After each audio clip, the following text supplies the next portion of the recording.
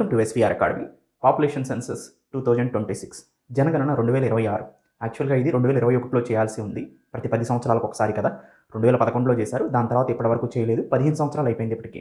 15 సంవత్సరాల తర్వాత 16వ సెన్సస్ ఇప్పుడు మొదలవుతుంది ఏప్రిల్ 1, 2026 నుంచి. ఎందుకు 2021లో చేయలేకపోయారనేది మనందరికీ తెలిసిన విషయమే. కరోనా కారణంగా జనగణన చేయలేకపోయారు. అనేక రకాలైన డిలేస్ వల్ల మళ్ళీ ఒక 5 సంవత్సరాలు గడిచిన తర్వాత, మొత్తం 15 సంవత్సరాలు గడిచిన తర్వాత 2026లో ఇప్పుడు 16వ సెన్సస్ స్టార్ట్ అవబోతుంది ఏప్రిల్ 1. దీన్ని 2 ఫేజెస్లో చేయబోతున్నారండి. మొదటి ఫేజ్లో మనకి హౌస్ లిస్టింగ్ అనేది జరుగుతుంది.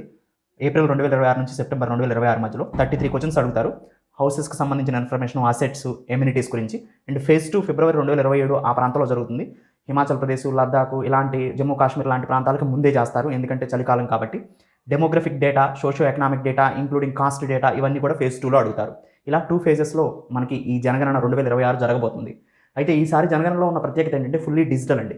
ఎవరైతే ఎన్యూమరేటర్ వస్తారో, జనగణన చేసే వ్యక్తి వస్తాడో, అతను రాకముందే మనం కూడా ఆన్లైన్ పోర్టల్లో మన వివరాలు నమోదు చేసి ఒక ఓటీపీ జనరేట్ అవుతుంది. ఆ ఓటీపీని అతనికి చెప్తే డేటా మొత్తం కూడా తనకి చాలా తక్కువ టైంలోనే తను ఎక్వైర్ చేయొచ్చు అనమాట. ఆ ప్రొవిజన్ కూడా ఇచ్చారు. So fully digital. ఇది సెల్ఫ్ ఎన్యూమరేషన్ ఉంది. అంటే మనందరికి మనమే డేటాని పొందుపరచవచ్చు వెబ్సైట్లో. 16 లాంగ్వేజెస్లో ఈ జనగణన అనేది జరుగుతుంది. ఇబ్బందులు లేకుండా ఏ ప్రాంతానికి సంబంధించిన లాంగ్వేజ్ ఆ ప్రాంతాల్లో ఉపయోగిస్తారు. మోస్ట్ ఇంపార్టెంట్ ఏంటంటే 1931లో మొట్టమొదటిసారిగా కాస్ట్ ఎన్యూమరేషన్ జరిగింది, అంటే కులగణన జరిగింది. 1931 తర్వాత ఇప్పుడు మళ్ళీ కాస్ట్ అంటే కులగణన చేయబోతున్నారు. ఇది ఒక ఇంపార్టెంట్ ఇష్యూ అనమాట. అండ్ దీనికోసం మొత్తం 11,718.24 కోట్లని ఖర్చు చేయబోతున్నారండి. 30 లక్షల మంది ఎన్యూమరేటర్స్ అంటే గణనకారులు, జనగణన చేసే వ్యక్తులు 30 లక్షల మంది దీంట్లో పార్టిసిపేట్ చేస్తున్నారు. సో ఇది డేటా ప్రొటెక్షన్ యాక్ట్. దీనివల్ల ఏ యాక్ట్ నుంచి దీనికి డేటా ప్రొటెక్షన్ వస్తుందంటే సెన్సస్ యాక్ట్ 1948 నుంచి దీనికి డేటా ప్రొటెక్షన్ లభిస్తుంది. సో ఈ డేటాని ఎక్కడా కూడా మిస్యూజ్ చేయడానికి లేకుండా డిజిటల్లీ సపోర్టెడ్గా ఈ వెబ్ పోర్టల్ అనేది డిజైన్ చేయబడింది అనమాట.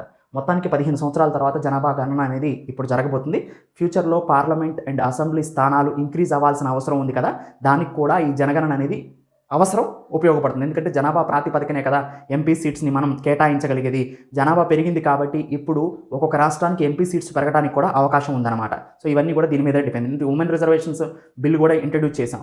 దానికి సంబంధించి ఉమెన్స్కి 33% విధానసభలో లేదా చట్టసభల్లో, పార్లమెంట్లో కల్పించాలి అంటే సో ఇది కూడా ఎంతగానో ఉపయోగపడుతుంది, జస్ట్ డేటాని చెక్ చేసుకోవడం కోసం. సో ఇది జనగణన 2026 population census 2026. Thank you. Have a nice day.